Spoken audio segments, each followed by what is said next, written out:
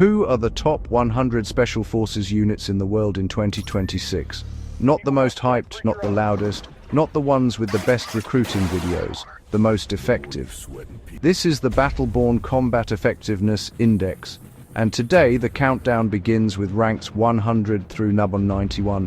These rankings are based on combat effectiveness, specialization, training reputation, mission profile, real-world credibility, and overall strategic value. Keep in mind that making it anywhere on this list puts them in the top 1-3 right of the bat. Making this list at all already puts a unit in rare company. These are not weak formations. These are the first 10 names on a board, packed with elite forces from around the world. We will have one new episode on this Top 100 BBC EI series every week. At number 100, the Nigerian Navy Special Boat Service. This unit is built for maritime interdiction, anti-piracy operations, and riverine warfare in one of the toughest coastal security environments in Africa. Its work is practical, local, dangerous, and very real. Exactly the kind of mission set that rarely gets flashy coverage, but matters a lot on the ground. They open the list because when the fight runs through waterways, criminal networks, and oil region instability, a capable naval strike force becomes a serious weapon. At number 99, the Lebanese Special Operations Command. This command exists in a security environment shaped by terrorism, mountain warfare, border instability, and internal pressure. That means its elite elements are built for hard-use missions inside a country that does not have the luxury of pretending threats are theoretical.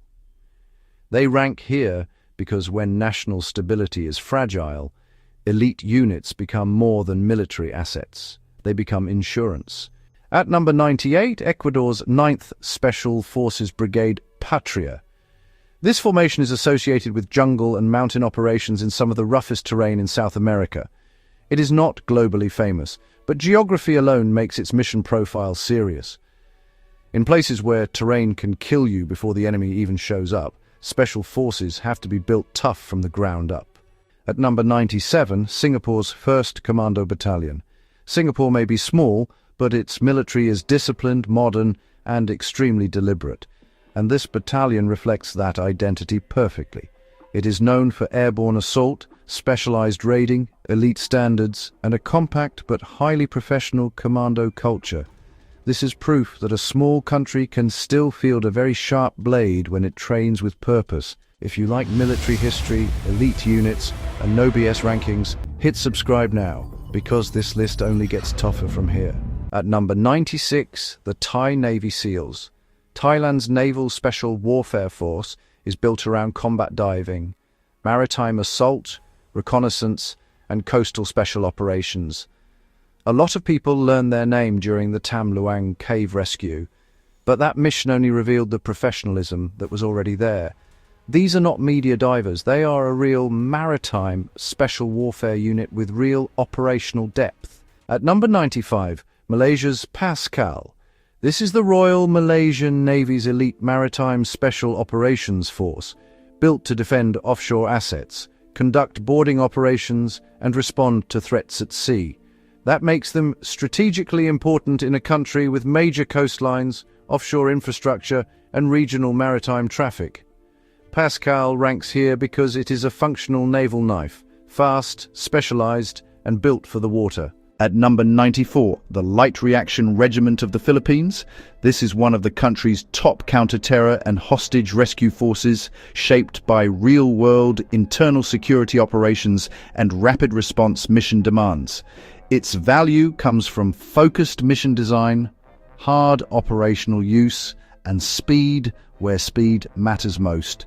When the problem is immediate and ugly, this is the sort of unit governments want moving first. At number 93, Malaysia's Grup Gerak Khas, or GGK. GGK is one of Southeast Asia's best-known army special operations forces and is strongly tied to jungle warfare, counterinsurgency, and reconnaissance. That matters because jungle terrain punishes weakness fast and rewards only disciplined fieldcraft. GGK made this list because tropical misery is a brutal filter, and this unit has lived in that lane for a long time. At number 92, the Philippines Naval Special Operations Group, or NAVSOG. This is a maritime special warfare force designed for littoral operations, reconnaissance, coastal raids, and naval counter-terror missions across an island-heavy battle space. In a country made up of thousands of islands, a force like this is not optional. It is a strategic necessity. NAVSOG earns its place because geography alone demands excellence from units like this. At number 91, Spain's Mando de Operaciones Especiales, the MOE.